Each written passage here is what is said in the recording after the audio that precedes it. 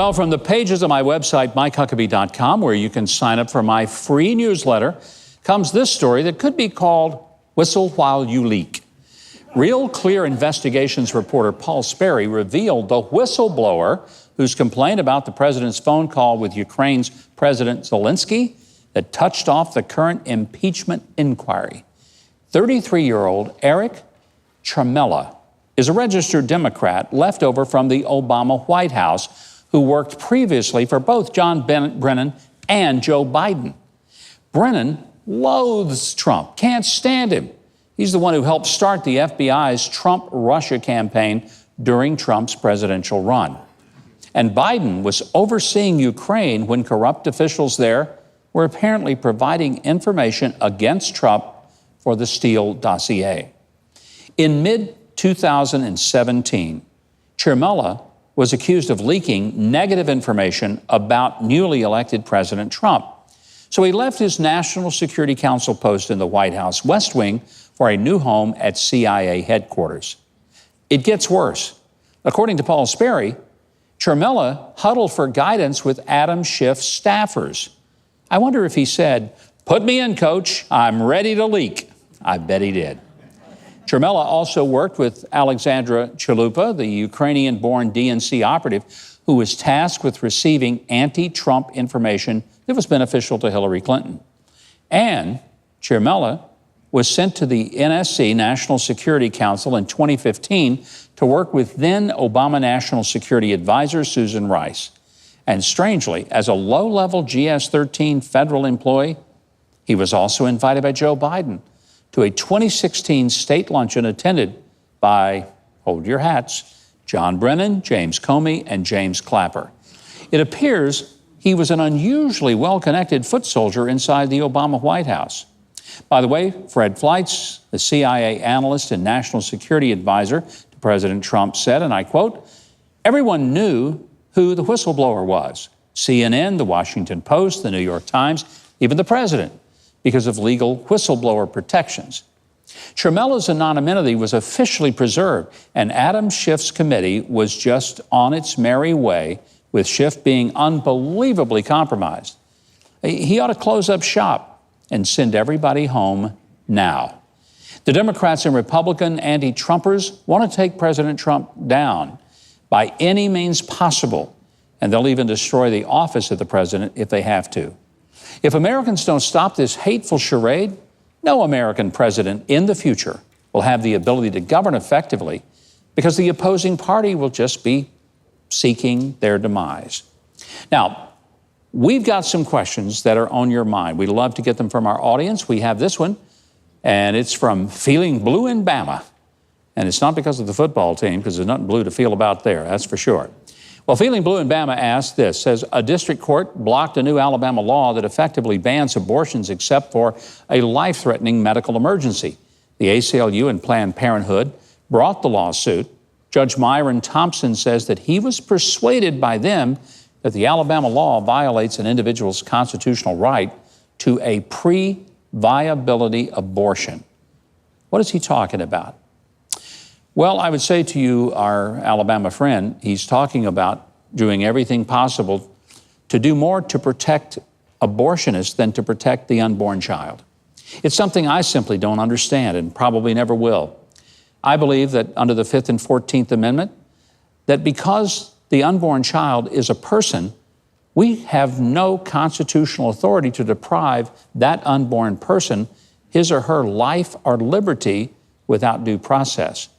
And in an abortion, there is no due process.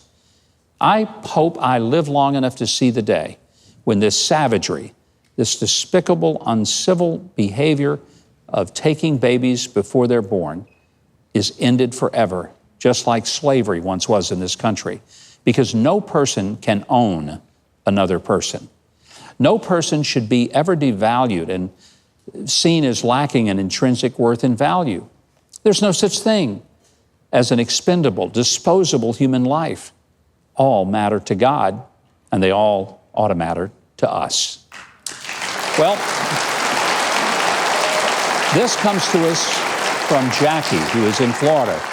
and comments that I was thrilled to learn of the successful military operation that ended with the death of Abu Bakr al-Baghdadi, head of the Islamic State. My question is, how much of a negative effect does this have on a group like ISIS? Is there any way to finally defeat these evil people? Well, some would say, oh, by going after Baghdadi and killing him, that'll make ISIS really, really mad.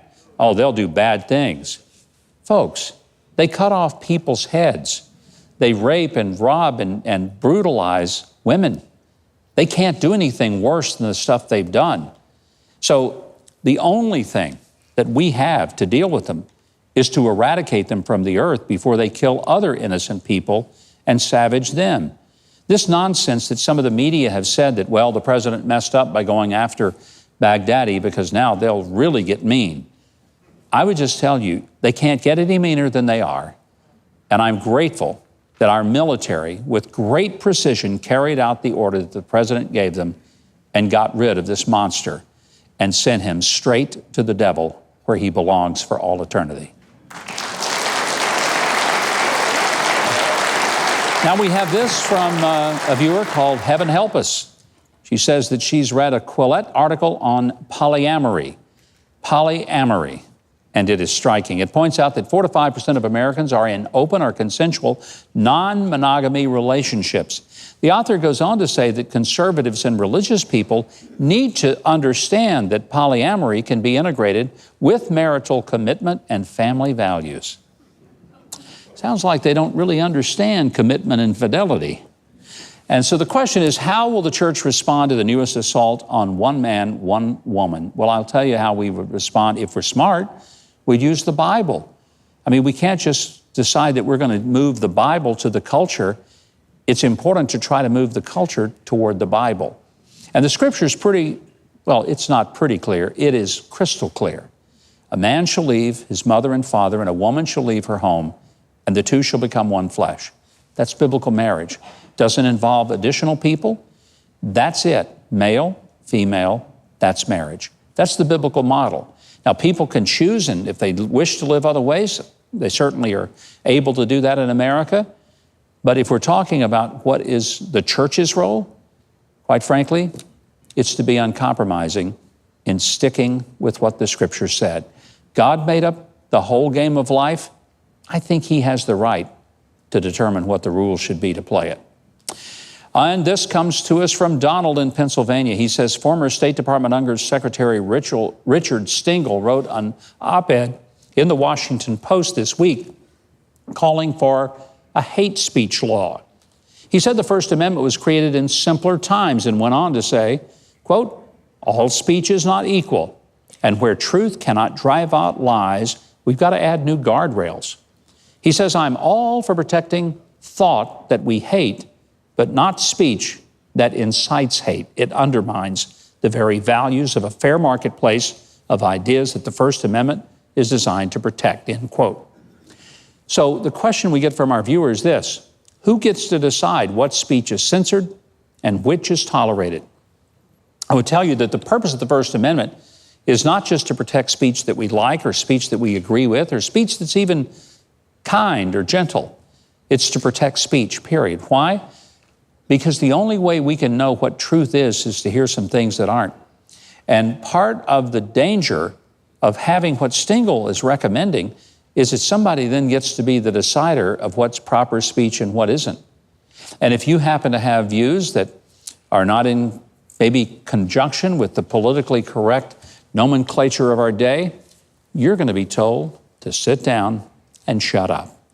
That's why we have a First Amendment, to give us the ability to say things, even outrageous, even disgusting things, but to be able to say it and let the people decide. If it's so disgusting and so outrageous, they'll just tell us to please move along, or if it's on television or radio, they can turn us off. Hey, we want to hear what you have to say, so write to us at my2cents@tbn.tv. That's my2cents@tbn.tv. Well, here's a story from my Twitter page that you can subscribe to at @GovMikeHuckabee. I'm giving a loud shout out this week to John Stossel. He's been telling Americans the truth for years, first on ABC News and now on Fox Business. This time, John Stossel exposes how YouTube is restricting access to his video that reveals how the Southern Poverty Law Center has gone from a historic leader in civil rights to a conservative-hating slander machine that's more interested in pulling in dollars than pushing for social change. As John points out, when YouTube uses the SPLC guidelines for what's acceptable online, is it any wonder that his YouTube video is being throttled? I say keep up the good work, John Stossel, no matter whose toes you step on. And before we go, a word of financial wisdom to ponder. While people always say money talks, it seems all mine ever wants to say is goodbye. I hope it's not the case with yours. Until next time, these have been the facts of the matter. Thanks so much for watching, and I hope you enjoyed that video. If you did, be sure to leave a like, then subscribe, and hit the notification bell below. Now, if you didn't like it, you ought to find a Ben Shapiro video to detox you with more facts.